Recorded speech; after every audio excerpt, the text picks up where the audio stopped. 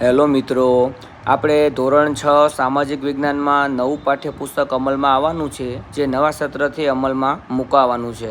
તો તેના માટે નવા પાઠ્યપુસ્તક મુજબ મેં આ એક નકશામાં જે રૂઢ સંજ્ઞાઓ આવતી હોય છે તેને બધી ચિત્ર દ્વારા, સંકેતો દ્વારા બનાવવામાં આવી છે.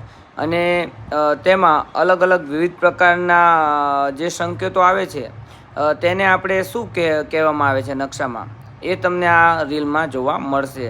જેમ કે આ તળાવ છે, પછી નહેર, તો પુલ, બરાબર.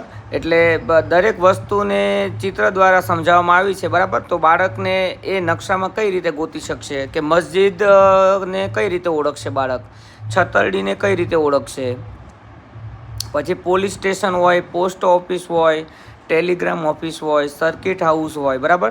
તો દરેક વસ્તુને ચિહ્ન સંકેત દ્વારા બાળક તરત ઓળખી શકે અને નકશા એના અભ્યાસક્રમમાં જે આવે છે એ બધા એને સરળ પડે ભણવામાં, બરાબર. તેના માટે મેં આ એક નાનકડી એવી મહેનત અને પ્રયત્ન કરેલો છે, બરાબર. જેના દ્વારા બાળકોને અભ્યાસક્રમમાં પણ મજા આવે છે અને બાળકોને નકશામાં જે રૂઢ સંજ્ઞા આવે છે એ ઝડપથી યાદ રહી જાય છે અને નકશો તેને સરળતાથી આવડી જાય છે.